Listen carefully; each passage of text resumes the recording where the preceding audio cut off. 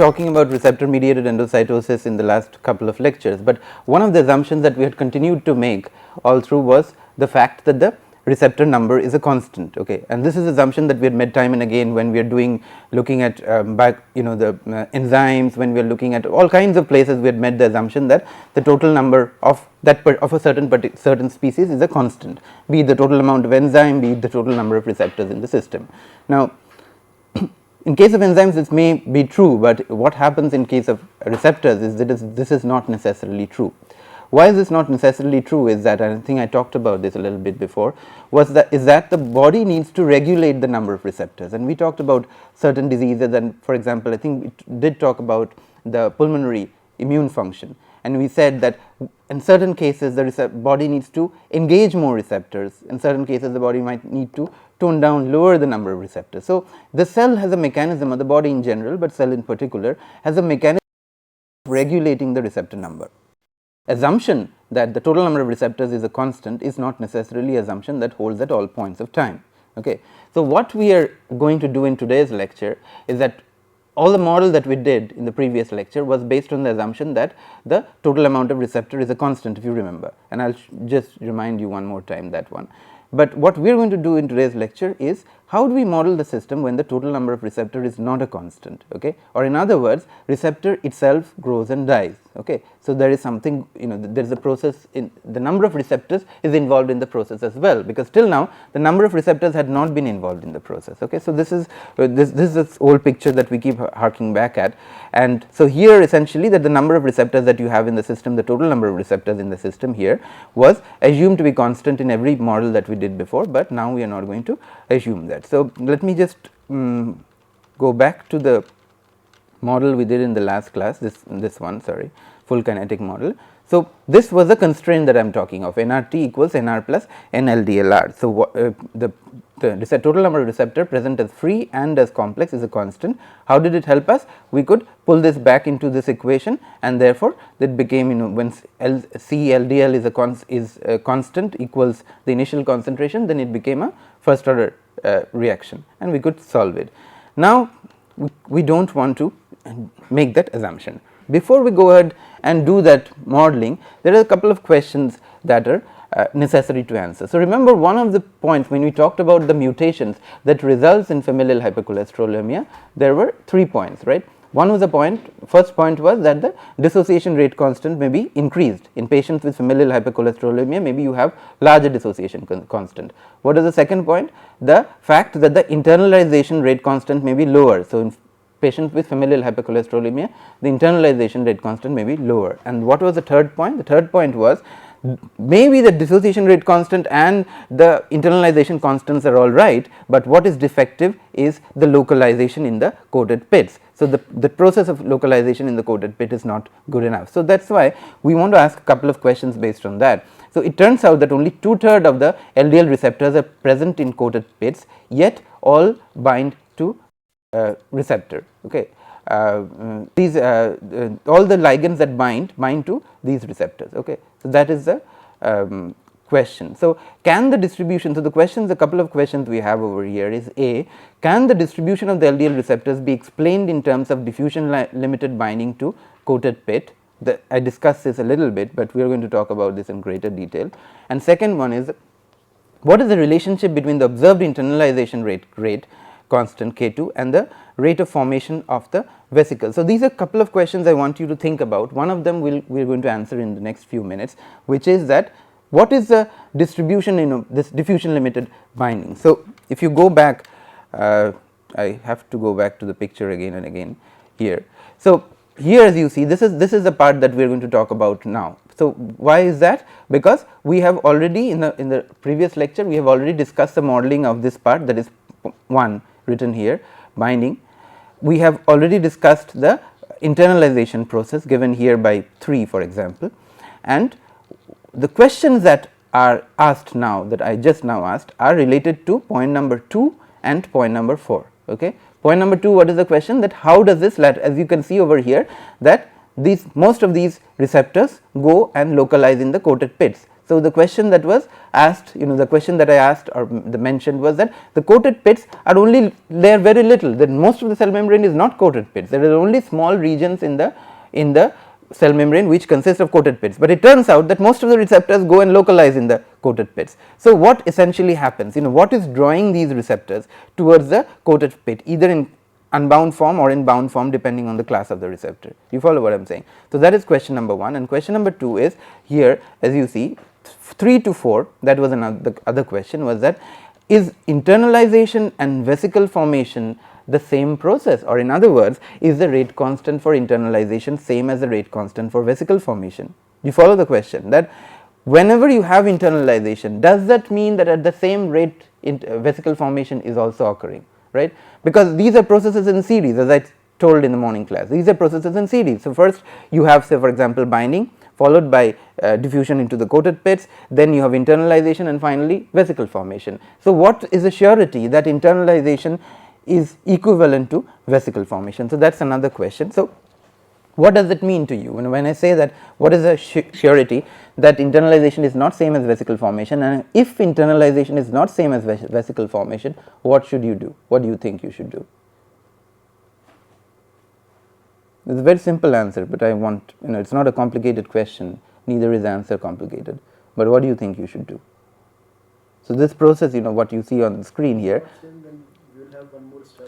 right, yeah, as I said, it is a very simple answer. So, here we have step number, we have taken into account step number 1, we have taken into account step number 3, 2 we are going to take into account right now, and if you have internalized in this, the rate of vesicle formation is not the same as the rate of internalization, just add on one more step and add a rate constant 4, okay, a reversible rate constant 4 out there, and you can have your model. So, what you have to now distinguish between, you have to distinguish between the complex in the invagination or in the internalized complex as opposed to complex in the vesicle. Okay. So, we had here the complex in the, here for example, this is the LDLI, which is a complex in the internalized form, then you need to add one more rate constant and go to the complex in the vesicle, so LDLV, that is easy and we can take that into account.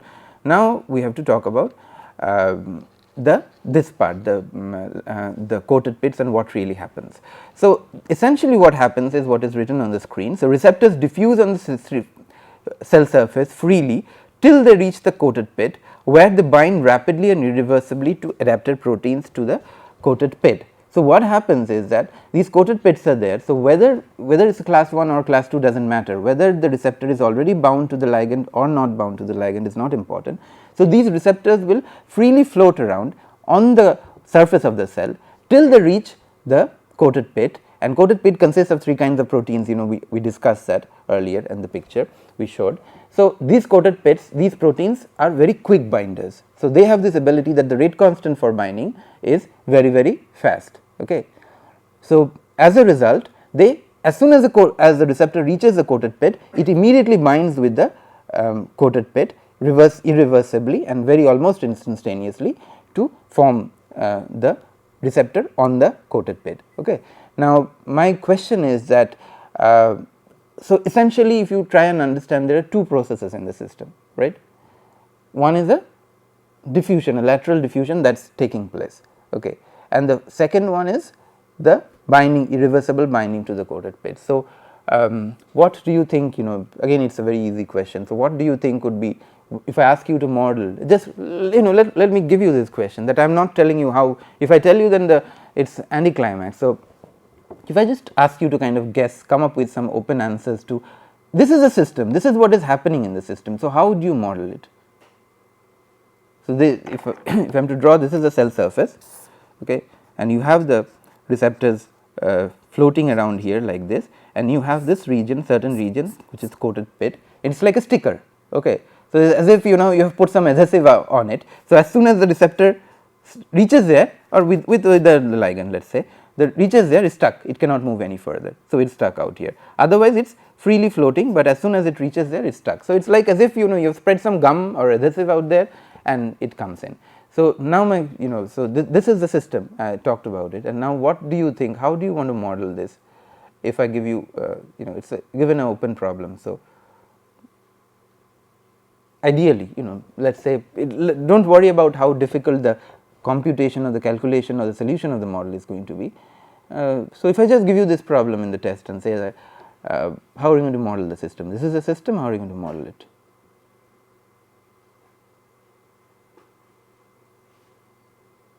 So, what are the processes? Tell me, what are the fundamental processes? Diffusion and reaction, irreversible reaction, it is already said, and lateral diffusion. Okay. So, it is not like a normal diffusion in the sense that it is a slightly guided diffusion. Okay. Slightly guided diffusion, it is not a normal diffusion, but it is slightly guided diffusion. Why is it slightly guided? Because it is directed diffusion, that is it is a lateral diffusion, but still it is some kind of diffusion. So, what do you think, how should you do it? I mean, if you can, if you want, come to think of it, think of diffusion in a guided channel, like you can have a guided channel and there can be diffusion in that guided channel, right. So, that is something like that. So, let us talk of the basic processes first, and then we can talk about guided channels and stuff like that. What are the basic processes? Diffusion and reaction. So, are they occurring in parallel or in series? Series. So, we already did this problem before in this course itself, we did this problem of diffusion followed by reaction. Okay. Now, this is a tricky part, this part that we are going to do. So, is a slightly tricky part. Now, if I am to actually do this whole modeling of diffusion followed by reaction, it is a very complicated process. Why? Because you do not know where the cell is, where the receptors are diffusing A, and then at what point it is reacting. There is no direct, there is no clear cut information on to us that is available to us. Okay. Do you understand how is it different from what we had done before? What we had done before is, for example, I remember we are doing this immobilized enzyme, right. So, for example, there was some reaction that is going to occur on the surface and materials were diffusing out, and the reaction is going to occur here. So, what was the advantage there? You had clear geographical understanding of what area the diffusion is going to take place, which is this area, followed by where exactly the reaction is going to occur. Here the problem is that you do not have clear understanding of where the diffusion is going to occur, which direction the diffusion is going to occur, A, and B, where exactly the coated pits are. You are not aware. I can tell you that coated pits form 5% or 10% of the entire cell membrane. I think I gave you number already, which is like that. So, 10% of the entire cell membrane is coated pit, but you do not know where the 10% is, right. So, you do not have clear cut information available to you as to where diffusion is going to occur and where reaction is going to occur. So, what is the process in that case? If you do not have clear cut information available, what is this kind of modeling that we had done in the enzyme and in the immobilized enzyme? What is this modeling called? What is this? There is two broad kinds of models, model types, two very broad types of models, and we are at the end of the course, and we had done this kind of modeling also. What? Matrix? No. Two very broad kind of models. Let me write down. Deterministic model, and the second one is probabilistic or stochastic. Okay. What is the difference between a deterministic model and a stochastic model? Everything is deterministic. What did Einstein say? He said that God does not play dice, okay, which means that there is nothing that is probabilistic in the universe. Everything is deterministic. But if you can determine everything down to the last, if all information is available, then you can determine everything. For example, we all know about the butterfly effect, right? That if a butterfly flaps its wings in the Amazon, then there could be thunderstorms in Australia, rains in Australia. So, that is the butterfly effect. That means the cause and effect. So, every little thing leads to every little thing. So, can you predict deterministically this whole process of what is happening in Amazon and what is happening in Australia? Yes, you can, provided all kinds of data is available to you. What do you mean by all kinds of data? You have to know what is the ocean currents, what the fluid mechanics of the ocean is, you have to know what the fluid mechanics of the wind is, you have to know what kind of impedances are there in the system. So, you have to know all kinds of things. So, once all these information is available to you, then you can write a full deterministic model that can predict from the starting from the t equals 0, the butterfly flaps its wings, and maybe 24 hours later or a couple of days later there is a thunderstorm in Australia and everything could be described. But when you cannot describe that, then you resort to probabilistic methods. Okay. What I want to impress upon you, the fact is that there is nothing probabilistic, everything is deterministic, but the fact is that we do not have access to such large amounts of information, and as a result we resort to probabilistic or stochastic model, right. Is it clear? So, probabilistic or stochastic model is a result of the fact that we are deficient in information. Similarly, here in this example that I was showing is that this is a deterministic model, but this model is we have to go for something like a stochastic model. The reason we have to go for something like a stochastic model is because we do not have enough information on the system. Okay. We do not have complete information that where my coated pits are, what is the diffusion pathway that a receptor will take. If I had this information, if I was monitoring a particular cell and the whole receptor ligand binding process and the migration of the coated pits to a certain region, then I would be able to come up with a deterministic model. If I were to do a deterministic model, then what I would do is I would write a diffusion model, free diffusion, followed by these certain areas. So, essentially if you look at the cell membrane, if you something like this, then my receptor is, if this is my receptor, the receptor is moving around everywhere, and you have these small regions over here which are like glues. Okay. You will have these small regions. So, whenever the receptor comes over here, it sticks, and then what did you model, what did you keep a count on in that case? You would keep a count on the, what would be the thing that you would model? Is it the concentration? What is it? Number of what? What receptors? Free receptors. Number of free receptors. Okay. So, you are keeping a count on the NRF, let us say, or something like that. So, number of free receptors. So, the number of free receptors are roaming around everywhere, and as soon as they come and there is a coated pit out here, they stick to the coated pit, which means that you immediately, so that is like a sink term. Okay. So, that is like a sink term in your model, and you get rid of that, you remove that. So, that would be a deterministic way of looking at it, but given this, this kind of modeling would take a lot of time, and it is possible, but again it is not impossible, but it is possible, but it will take a lot of time. So, given those constraints, what we come up with is a stochastic kind of model. Okay. And the stochastic kind of model is essentially based on Brownian motion, random motion theory, Brownian or kinetic or whatever. So, and I will show you that in a minute what we do, but what we do, it's a first, probably it's the first time you are encountering something like this, is that we model the entire diffusion and reaction process that happens over here as a reaction process. Okay. But is that a reaction process? No. Is it limited by the diffusion or the reaction? What do you say? Diffusion. Of course, it is limited by the diffusion, which means that diffusion is a dominant process over here, but we model it as a reactive process. So, one of the things I do not want you to have an impression is that when I write rate constants, these are not rate constants of the receptor binding to the coated pit. No, because those we have already discussed, those are very large numbers, large rate constants, and those are not the numbers. Okay. So, this is the overall diffusion and the reaction modeled together as a diffusive process. Okay. So, let us go back to the screen. So, this happens and the complex is then internalized when a vesicle is formed. Now, this is, before we go into the model, this is the this is the definition that you need to have. So, now the total number of receptors that are there, apart from the ones, say let us forget the ones that have been internalized, just the total number of receptors at the start of the process are, we divide them up into two different kinds, one which are on the pits and one which are not on the pits, the rest of the cell surface. Okay. So, NRT is the total number of receptors at time t equals 0, which means that nothing has been internalized yet, equals NRP, which is on the coated pits, plus NRN, which is on the cell surface. Fine. So, now this is how the process looks. Okay. So, here so this is the these are the free receptors NRN, I think, no, NRN, this is the NRN and this would be NRP now. Fine. So, these receptors are moving in this direction and moving away, and this is the coated pit, and 2b is the distance between two coated pits. Okay.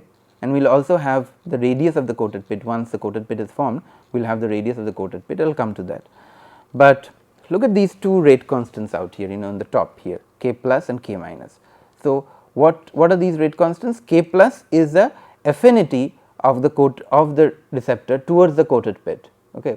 So, it is a random diffusional event out there plus the reactive uptake or reactive binding, those two, and K minus is the lack of affinity or the tendency of the receptor to move away from the coated pit, because though it is unlikely that a receptor that is there is going to move away from the coated pit, but still we include it. Can you tell me why?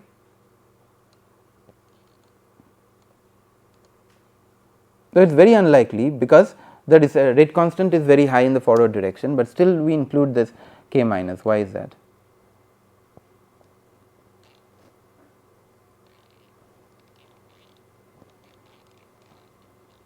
And it is a something to do with the very basics, sorry, yeah. So, why do we have K plus? Fine, K plus, there is no argument or no doubt about K plus. Why do we have K minus?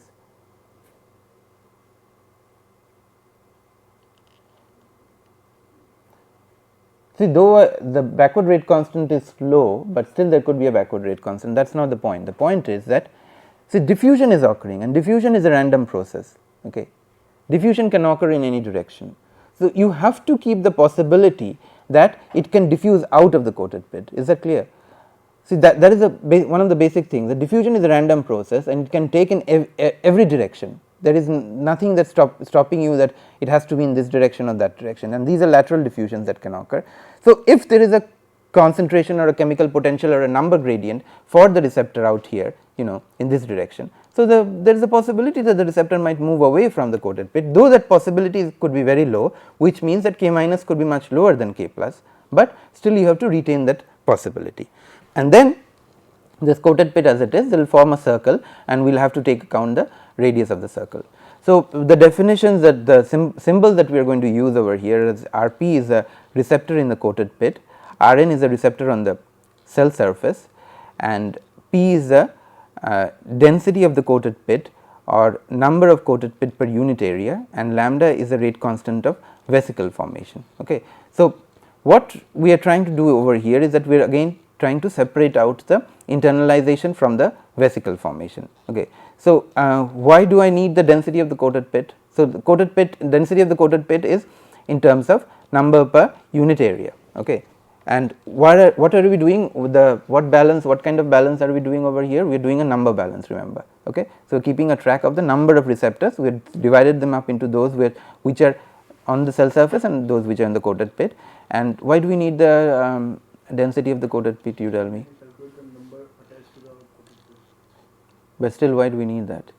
If we multiply this by area, we can directly in our model we can directly convert the number of receptors in the vesicle. Yeah, or in other words, that is not exactly true, but conceptually it is correct. In other words, more is the amount of more is the density of the coated pit, then the more is the possibility of the receptor binding to it, right. So, if P is the density of the coated pit and if that density higher is the density, more is the possibility of it binding to it, and that is conceptually correct. The way it will come in our model is slightly different, and you will look at it what is going on. And lambda is a rate of vesicle formation. Adapted proteins are uniformly distributed in the coated pit and are not limiting to binding. This we already discussed, that proteins are there and the reaction is supposed to be very fast, and this is not what is going to limit. And why are we saying adapted proteins are uniformly distributed? What is the significance of this word? So that we do not discriminate based on where we are on the coated pit. As long as we are on the coated pit, if the adapted protein, the 3 adapted proteins that are there are uniformly distributed on the coated pit, it does not matter at what geographical location on the coated pit we are. Okay. Is that clear? Okay. Now, let us go and look at the model. There is a slight screw up in the arrows over here, but that is not a problem, I think. So, as I said, the symbols are Rp is the receptors in the coated pit, Rn is the number of receptors on the cell surface, okay, receptor on the cell surface, P is the density of the coated pit or number per unit area, and lambda is the internalization vesicle formation rate constant for vesicle formation. And so, you see over here the way we represent it, and what he said is correct, that larger is the number of proteins on the cell surface, on the coated pit, more is a possibility, and the way we include it is making it a second order reaction instead of a first order. Okay. So, see, we have to understand this, that this process, why am I talking about this entire process that we are talking about is a conceptual process. In reality, this is not a reaction, it is not a first order reaction or a second order reaction just like that.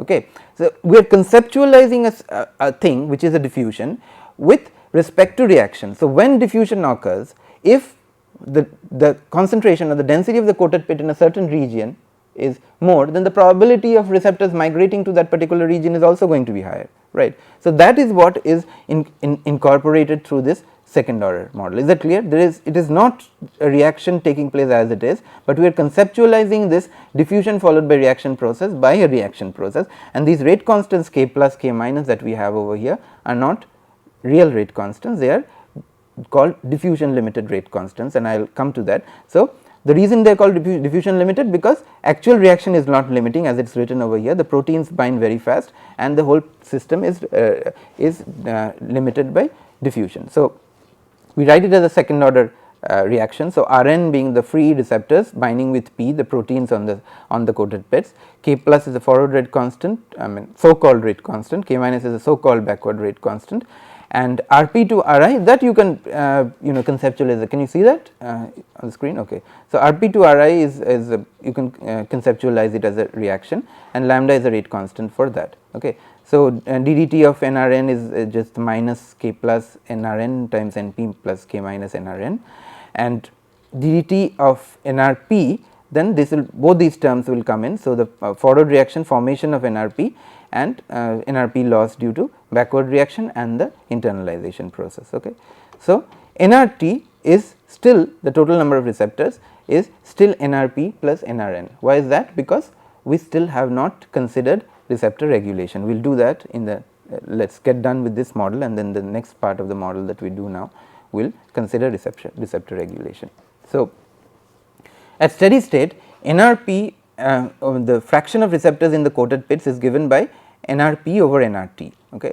So, which is because of the constraint, it is nRp over nRp plus nRn, and that is given by from here. Okay. At steady state, if you equate these two equations to the left hand side to 0, you can come up with a relationship between nRp and nRt. That is what we have done over here, and the whole thing can be written in this. So, nRp could be written as k plus np over nRt, and np is related to the protein density on the cell surface. Okay. So, it turns out that from experiments, so this is a fraction that is important and that we can measure, which is the fraction of the total amount of receptors that are on the coated pits. So, that number comes out to be around 0.7 experimentally, that is measured to be around 0.7. Np is the concentration of protein concentration. So, though no unit of concentration is there. So, it is number per, sorry, it is not concentration, it is number per unit area. So, 0.31 per micrometer square, micron square, and lambda is the rate constant. So, it is 0.25 m in inch inverse, and this is what I think I would like to attract your attention to, this k plus and k minus you see over here. Is this the first time you are encountering something like this, diffusion limited rate constant, or have you seen this before? No? Okay. So, this is based on probabilistic theory. This is obtained from probabilistic. Does this ring a bell? Have you seen something like this ever before? Yes. Where? Heat transfer where exactly? No, not in concentric resistance, but somewhere else, and I taught you that in one of the earliest lectures of heat transfer. I taught you. Where else? This is not a this is not obtained from a, that was a deterministic model we did. This is not obtained from a deterministic model. Heat transfer in gases, do you remember? Not k plus and k minus, but something similar to this. How do you obtain the thermal conductivity in gases? You remember that? We did that in the class. So, that had to do, the thermal conductivity in gases had to do with kinetic theory, and these parameters that are coming in between here came in there. So, here B for example, so the K plus, the forward one is given by 2 pi dr over ln B over S, and the backward is given by 2 dr S square over ln B over S. Okay. So, if S is the radius of the coated pit is large as compared to B, then backward rate constant is obviously much, as you can see, obviously much smaller than the forward rate constant. Now, what is this? B is half the mean distance between pits, and this, the analogy that you have is in kinetic theory, is the mean free path of the between the molecules. So, let us go back to the picture and then you can see. So, B 2B is the total distance, mean distance between, mean distance of course, because these are probabilistic models. So, 2B is the mean distance between two coated pits, and B is half the distance, and S is the radius of the coated pit. So, once the coated pit is, it is not a radius of curvature, but once a coated pit becomes a vesicle, so it is a circular thing and you can get a radius or an effective radius at least. So, S is the radius of the coated pit, and as you can see over here, so what is dr? What is dr? Diameter of the cell, no, diffusivity of the receptor. Yeah. So, see, look at these two rate constants K plus and K minus over here, there is no reaction parameter out there at all. Okay. So, that is what I was trying to say, that these are not reaction rate constants any which way, and the reason the reaction parameters do not appear over here is that because reaction is very fast, it is irreversible and very fast, it has nothing to do with the process, and all we are trying to do is this complicated diffusional process we are trying to model using reaction. So, you can go and look up a little bit more if you are interested in Brownian motion theory or kinetic theory. So, how to do this. So, and this is an interesting area, and if you are interested you can look at this. So, we are just going to use these two rate constants, and once we use this, they are here K plus, K minus and lambda, you can get the fraction of the receptor. Then you can incorporate that into your model, and it is your job as an assignment actually to do that, to incorporate that into a model and show what happens. But I gave you, this is the model, but what I am asking you is that how do you integrate this into the earlier model, right? We had the earlier model over here, let me go back here, this was a full kinetic model. So, if it is a, assume let us say it is a class 2 receptor. Okay. So, how do you, this model for the receptor binding to the coated pit, how do you integrate to this model? In second equation we will replace n LDR RL by fraction into n LDR. By fraction of F into? Fraction into n LDR. So, n LDRL is essentially our nRT that we talked of, right, is essentially it is not sorry, this is not an LRT, you have to split this up. First you have to split this up into two parts. So, in an LRT would be NR plus NRN plus NRP plus NLD LR, but I do not think you just replace it by fraction times that, probably not, just a little bit more, because internalization rate will only be dependent on the fraction, only that part which is associated with the coated bit. So, if we replace, this is a fraction of that. Correct, but there is a step of the vesicle formation also, you are skipping that. Vesicle formation is after internalization. Yeah, after internalization, but we have to differentiate between these. So, what I said is that this is no longer NLDL is no longer then you have to form the NLDLI, then you have to have the NLDLI will have the vesicle formation reaction into it. So, just have a look at that, think about how to integrate. So, there are two steps that, one is that coated pit attachment to the coated pit, and then the vesicle formation. So, how do you integrate that with this model? So, that is a task that I give you, and you can do that on your own. Let us move on to the last model that we do in this chapter, which is the regulation, receptor regulation. And try to finish, we do not have a lot of time, but let us try to finish it in today's class. So, regulation, receptor regulation during endocytosis. So, as I said that receptors are not necessarily receptor number is not necessarily constant. Till now everything that we had assumed that receptor number is not necessarily a constant, but receptor number is regulated. So, here what we are saying, in general the assumption that nRT is constant is not valid. Cells regulate, when we talked about this, cells regulate the number of receptor on the cell surface to regulate the rate of endocytosis. So, at points of time when there is a immune attack on the system or anything, you probably have a lot of protein and the body for some reason wants to internalize this protein, it is going to increase the number of receptors that is available for uptake, and as a result accelerate the process. So, a kinetic model for receptor regulation should include reversible binding, is a type of reversible binding of LR on the cell surface, internalization by vesicle formation, all this. Sorting, degradation, these are things that we have not talked about. Sorting, degradation, recycle of receptors and ligands, and finally receptor synthesis. So, whenever you are talking of receptors, so what have we looked at till now? In this model, what we had looked at was even if you add this, was up to the internalization step and the coated pit and vesicle formation, but we had not looked at that what happens after internalization, the decrease in the pH we had talked about, but the fact that once the pH is decreased, then it splits up into two parts, one has the ligand, one has the receptor, and the receptors are sent through microtubules back to the cell surface. So, when you are going to take a total count on the number of receptors, you obviously have to include all of this all of these effects, right, which is the recycling of the reactor back to the cell surface, and the final thing is synthesis of reactor. Okay. So, sorry, one more thing, degradation and synthesis. So, receptors are being destroyed, receptors are being formed. So, three things that are happening and that we have not looked at and need to look at now is recycling back of the reactor to the cell surface A, B is degradation or destruction of the receptors, and C is synthesis of these reactors. So, how do we incorporate these into the model? It is not hard, and let us do that quick. So, this is the picture that we need to look at. This is a picture that contains all the effects. So, this is a complete model, and what is incomplete, what is missing? Can you have a 30-second look at the picture and let me know what is missing in that picture?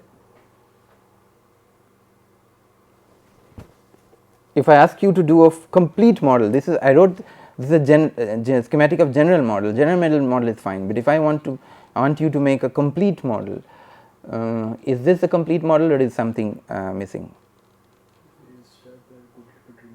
Right. The step that we discussed earlier about the binding to the coated pit is missing out here, and if I ask you to do a complete model, you have to add that step in and do the kinetics. It is not easy actually, for not writing the model, but solving this model is not easy actually. So, let us go step by step. So, this is the case where the receptor ligand binding is occurring on the coated pit. You add the binding of the free receptor to the coated pit or the ligand complex to the coated pit depending on the class of the reactor, add that part over here. Then this is a internalization that is taking place. Now, as you see over here that we have these two rate constants here, KEC and KER. Can you intuit what these two rate constants are?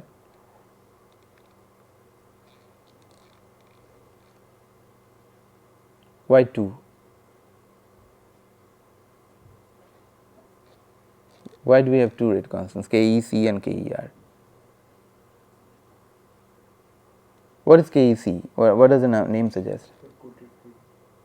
No, it is the complex. C is for the complex, that is the what? Yeah, one for the complex, one for the receptor, but why that?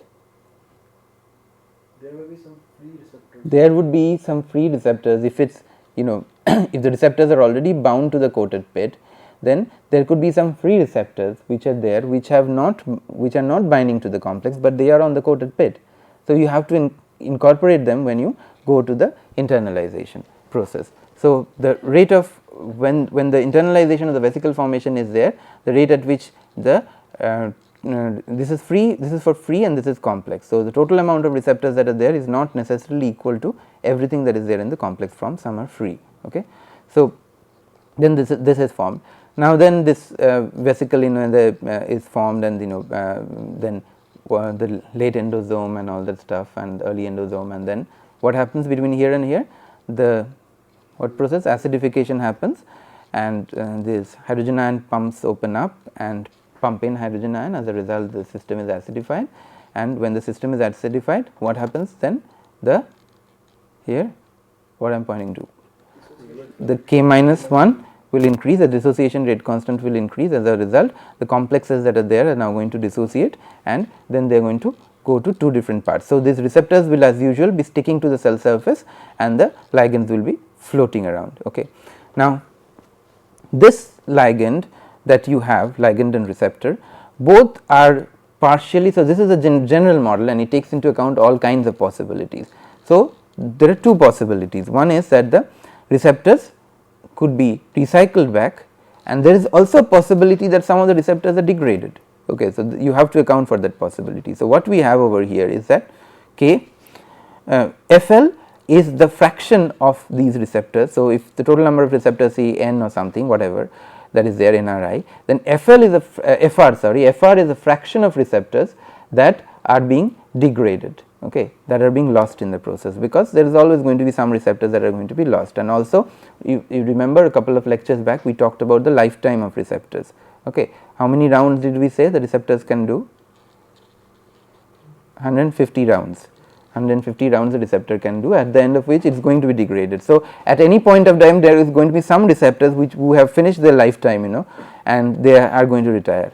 So, FR is the fraction of receptors which are degraded, and FR is the fraction of receptors that is degraded, 1 minus FR is the fraction of receptors that are going to be recycled. Now, these are then preceded by their rate constants, because fraction is fine, fraction is just a concentration, but the rate at which there is degradation or the rate at which this recycling is occurring is also important. You have to take that into account. Similarly, for ligands also, not all the ligands preferably they would like all the ligands to go into the endosome, okay, and be used, but not all the ligands are degraded or are entrapped in the form of lysosomes and used up. Some of them can be recycled back. There is a possibility that some of them can be recycled back. So, this is an overall process. The last thing that we need to add is a synthesis. Vs is the synthesis of the reactor that is happening. So, at any point of time you can assume that Vs is the amount of receptor that is synthesizing. So, I wish I could keep this. Do you want to give it a shot, or shall I? Let us see how much time I think. Shall I just give the model, because okay, let us go back and go back and forth from the model to the picture. So, NRS is the receptor, so let us see, yes, NRS is the receptor on the cell surface. So, that is the nomenclature. So, and the receptor on the cell surface, this is what is minus K1 Cl0 NRS, that is the formation of the complex, right, and this is a backward reaction K minus 1 NCS. Let us go back again. So, K minus 1 NCS, this is a backward reaction, and forward reaction is Cl0 times NRS times K1, fine. So, these two terms, then KER NRS, that is the and that is what is taken up here, okay, fine.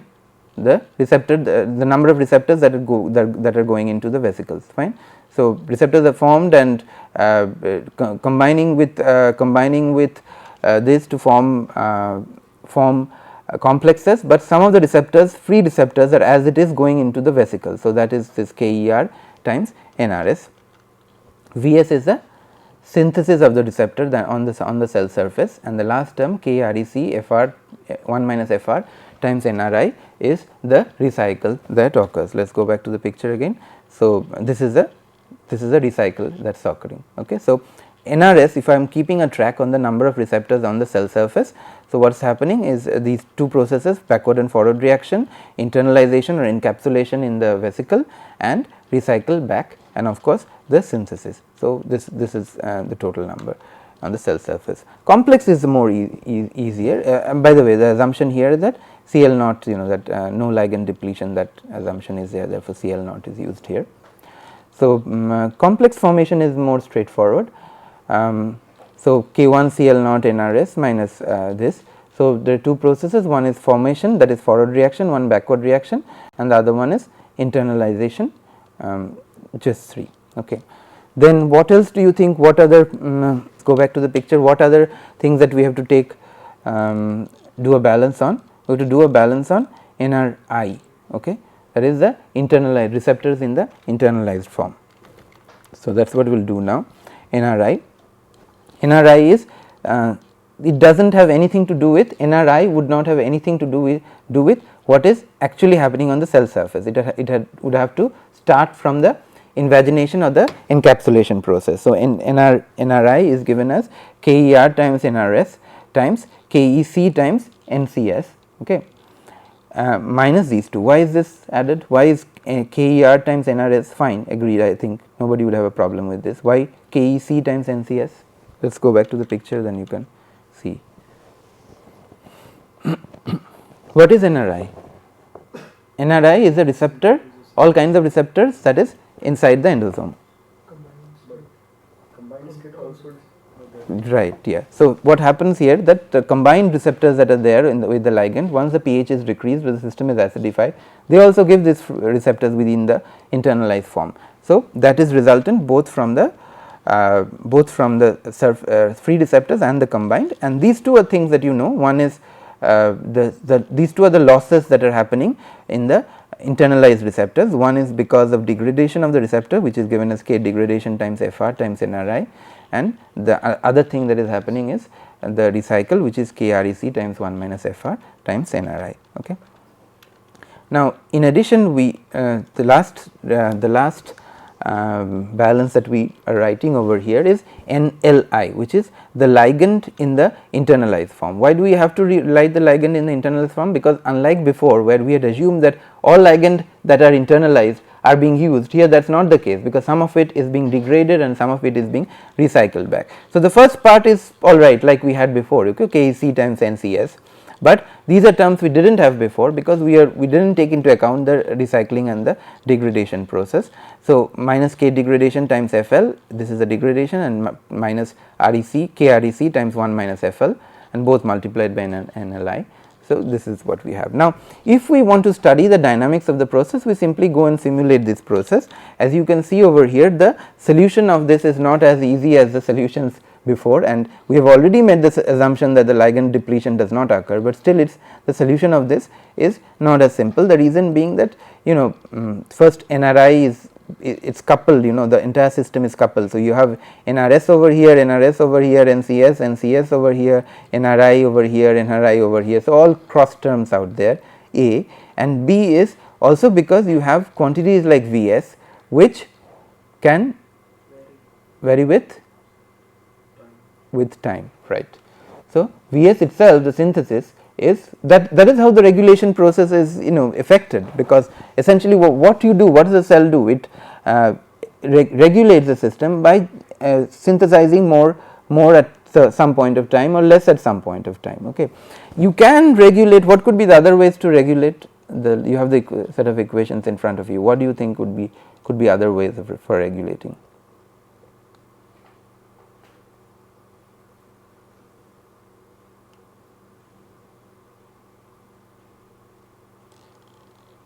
What are the other parameters? If the cell wants to regulate at a certain point of time, it just decides that it wants to increase the number. So, how you regulate? You have, for example, an immune attack on the system.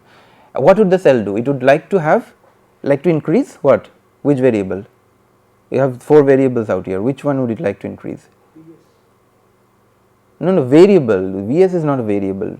You have 4 variables out here: NRS, NCS, NRI, and NLI. Which variable would the cell like to increase? NRS, right. It would like to maximize the total number of free receptors on the surface, so that they can take up the ligand. So, if it wants to do that, then you see the screen. So, what would be my parameters? So, NRS DDT. So, essentially what it would like to do, it would increase DDT of NRS, right. On the cell surface, it would like to increase the number suddenly. So, if it wants to do that, so that is your clue. So, equation A, what parameters can you tune? You know, it is like a control system. So, what parameters would the body or the cell tune, so that you can increase the number of receptors? Fraction is not possible, but yes, you should tune these rate constants, the KREC and the KER, not the KER, sorry, KREC essentially. So, KREC is something that you can tune. You may be able to tune the fraction, but you know, that is hard to tune, because these rate constants are functions of time. The cell can increase the rate constant, cell can decrease the rate constant. So, rate constant, again, you know, what do you mean by rate constant? Is it really a rate constant? It is probably not really a rate constant. It is just the speed at which this whole thing, rate constant is the inverse, you know, this would have the inverse, this is the first order rate constant. So, this will have just the inverse of time. So, rate constant is just the inverse of the speed at which this whole recycling process is occurring. So, that it can change, it can accelerate the process as a result of which the rate constant will decrease or increase. Okay. And rate constant will increase if it accelerates the process. If it wants to decelerate the process, then the rate constant will decrease. So, that is something easier to control rather than the fraction. So, you can do that analysis, but at steady state this is what we do, just a simple steady state analysis. You set all the equations to 0 and you obtain nRT, which is now the total number of receptor, which is nRs plus nc, that is in the complex form, okay, because the complex form takes into account all the things. So, so the free receptors on the surface plus everything that is in the complex form, and this is what it comes out to be. And but yes, of course, the thing that is important here to note is that there is there some meaning in what we are doing, this steady state analysis. Is there some is there some significance to this steady state analysis, that the steady state function, thing that we gave, function that we gave, is there some significance to it? Are we get? Yeah, I mean, so only thing that is, yeah, that's correct to some extent. See, there is not much sense in doing this steady state analysis right here. What we did up to that, the unsteady state analysis makes the maximum sense. Why is that? Because when the cell is regulating the system, there is hardly a steady state. And how can you talk about a steady state when the system is regulating? The only thing that this steady state analysis makes sense is that you can measure nRT, right? You can label the ligands and the receptors, and you can measure nRT. So, what is the only thing that is important that you can get out here? Not all parameters. There is one particular parameter that you can measure easily, which is VSL, the synthesis rate at steady state. You want to measure what your synthesis rate at steady state is, and that at an unsteady state you can similarly measure the synthesis rate, and then you can compare whether the synthesis rate is increased or decreased. Otherwise, a steady state analysis doesn't have doesn't cut much ice, because when you are talking of regulation, it is essentially intrinsically an unsteady state process. Okay. So, then we are talking about the unsteady state process, and if we are to solve this unsteady state process, these are my initial conditions. You need initial conditions to solve. So, at t equals 0, you assume that the number of complexes is 0, nRT naught, which is the initial condition for the reactor, that you can get from this steady state. Okay. Is it clear? So, what is happening is that steady state is when the system is not requiring itself to regulate. Okay. There is no immune attack, nothing is happening on the system, and the system is quiescent, and then you have the steady state. Then, for example, suddenly an immune attack occurs and the system wants to regulate, increase your Vs or whatever, increase your KREC or whatever it wants to do. So, then for that your initial condition is going to be a steady state. Is that clear? So, this is in a way similar to what we did, this perturbation, we did this in the chemical the chemostat problem, we took the steady state and we perturbed the steady state. So, essentially you can think of this as physiological perturbations to the steady state. That is what happens, right, when you get sick. So, you have a steady state when you are normal, when you are doing all right, your body functions at a particular level, some sort of homeostasis is there, and then when you get sick, there is a perturbation from the steady state. So, that is exactly what happens. So, whenever you get sick or there is an immune attack on the system, this is your steady state in general, normal condition, and there is a perturbation, but to evaluate that initial condition from where the system would start, you would need the steady state values. Vs naught is the synthesis at the steady state values, and then you can evaluate the rest. So, I think that is all I wanted to talk about in this chapter. I hope that this you want to follow something. There is yeah. So, if you have any question in a minute or so, you can. We've almost run out of time, but this is the entire process. That's why I put the picture out there. And one of the things we learn from the process is that it depends on the level of complexity you want to go to. You can come up with a very simple model, and then you can increase the level of complexity one step at a time. So, is there any question on this? So, otherwise we will conclude this chapter, which is on the receptor mediated endocytosis. Okay. So, if there are no questions, then we will conclude.